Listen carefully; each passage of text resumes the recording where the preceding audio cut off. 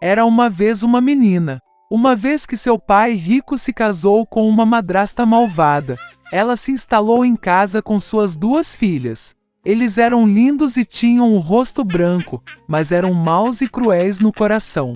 E então veio um momento difícil para a pobre garota. De manhã até tarde, obrigavam-na a fazer trabalhos sujos, levar água, aquecer o fogão, cozinhar, lavar louça e lavar roupa. Além disso, as meias-irmãs fizeram o possível para aborrecê-la o máximo possível, zombaram dela, despejaram ervilhas e trigo nas cinzas, e ela teve de se sentar e escolher. À noite, quando já estava cansada do trabalho, tinha que ir para a cama não na cama, mas no chão, ao lado do fogão. E porque ela estava sempre em cinzas, poeira e sujeira, suas irmãs a chamavam de Cinderela. Mas então aconteceu um dia que o rei deu início a uma festa, que deveria durar 3 dias inteiros, e chamou todas as belas moças do país para a festa para que seu filho pudesse escolher uma noiva para si. Quando as 2 irmãs mencionadas souberam que elas também poderiam comparecer ao banquete, imediatamente começaram a se vestir e se enfeitar.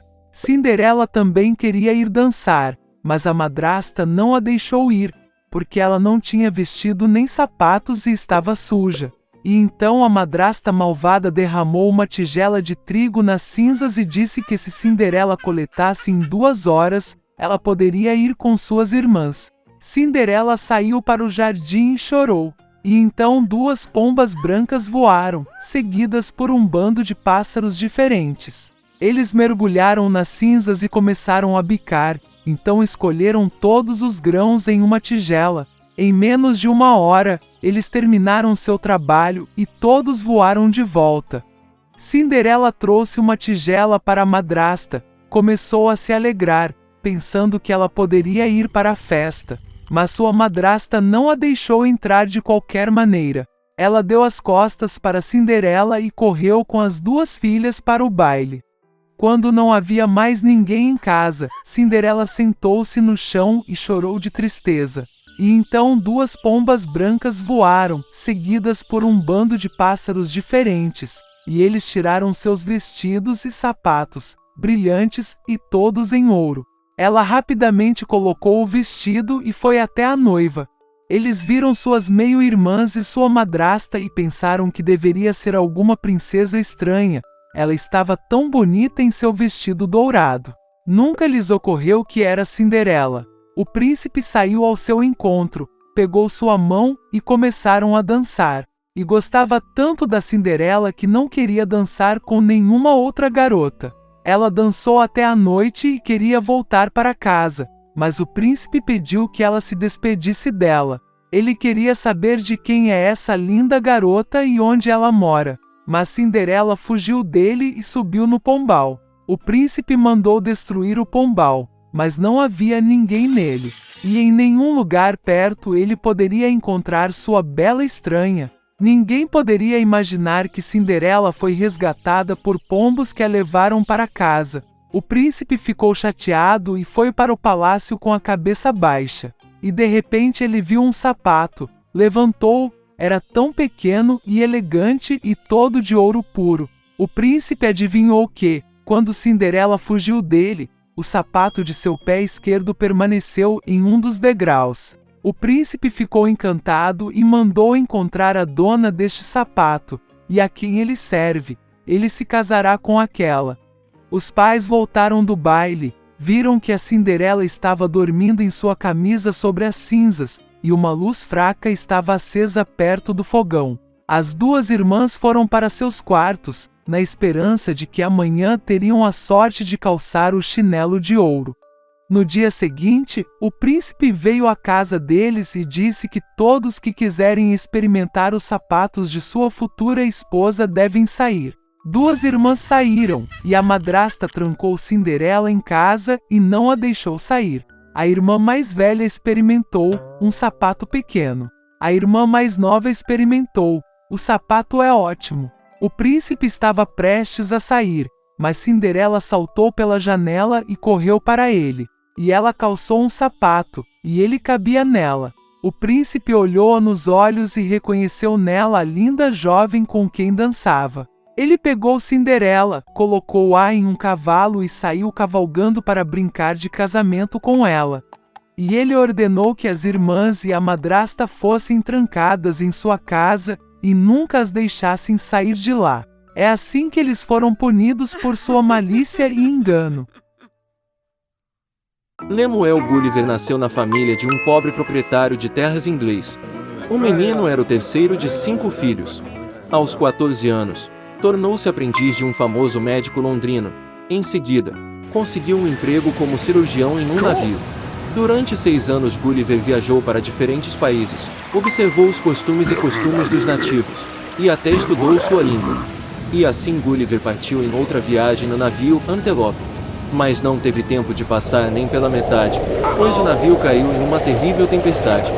A tempestade atingiu o navio contra as rochas e os marinheiros pularam horrorizados. E apenas Gulliver conseguiu entrar no barco. Ele foi carregado por horas nas ondas, e logo por um milagre o barco apareceu na praia. Mas Gulliver estava tão exausto pela tempestade que, assim que pisou no chão, adormeceu imediatamente no gramado próximo. Os raios do primeiro sol despertaram Gulliver. Ele tentou se levantar, mas percebeu que não conseguia se mover. Seus braços, pernas e até mesmo seu cabelo estavam amarrados ao chão com uma rede de pequenas cordas. De repente, algo fez cócegas no peito de Gulliver. Ele ergueu a cabeça e viu em si mesmo um homenzinho do tamanho de um dedo. Era o rei dos Liliputianos. Ele deu a ordem e então milhares de pequenas flechas, como agulhas, começaram a perfurar o corpo de Gulliver. O prisioneiro percebeu imediatamente que era melhor se submeter. Ele mostrou por sinais que estava com fome e com sede. Então, por ordem do rei, a comida foi trazida para ele. Mais de 100 nativos subiram as escadas até a boca de Gulliver, despejando cestas de frutas, pão e carne sobre ele. Quando Gulliver comeu tudo, ele foi levado para a capital em uma plataforma feita especialmente para isso. O prisioneiro foi colocado em um enorme templo, acorrentado à perna esquerda por várias correntes em miniatura. Era a maior sala de todo o país, mas mesmo dentro dela o gigante tinha que andar de 4. Em uma reunião dos Liliputianos, o rei ordenou fornecer a Gulliver uma equipe de 600 servos. Costuraram um terno para o prisioneiro e até uma cama de colchões em miniatura. E com o tempo, o rei se convenceu de que o gigante era bom e, portanto, o soltou. Gulliver viajou muito pelo país, estudou os costumes e a língua dos Liliputianos e até participou de suas festas e desfiles. Certa vez, enquanto se comunicava com o rei, Gulliver soube que Liliputia estava em guerra com o Império de Blefuscu, localizado em uma ilha vizinha. A razão para a controvérsia era que os Liliputianos não concordavam com os Blefuscanos sobre como quebrar os ovos de maneira adequada. Os Liliputianos os separam da ponta afiada e os Blefuscans da ponta cega. E agora rumores chegaram ao rei de Lilliput de que o inimigo havia preparado uma frota e estava prestes a atacar. Então o imperador pediu ajuda a Gulliver, e ele concordou de boa vontade. E assim, ao abrigo da noite, Gulliver pegou longas cordas e nadou até os navios inimigos. Ele amarrou uma corda em cada navio e os arrastou até a costa de Lilliput.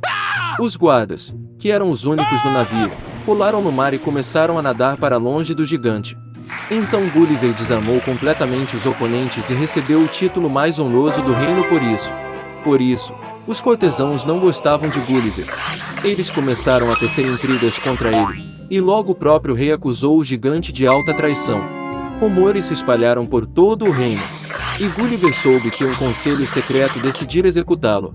Portanto, naquela mesma noite, Gulliver dirigiu-se à costa, onde deixou seu barco quebrado. Tendo reparado rapidamente o barco, o gigante deixou apressado o país dos Liliputianos, levando consigo 6 pequenas vacas vivas, 2 touros e o mesmo número de ovelhas e carneiros. Gulliver navegou no oceano por um longo tempo até que notou um navio inglês. Com isso, ele voltou para casa em segurança. Mas, como se viu, este foi apenas o começo das aventuras de Gulliver.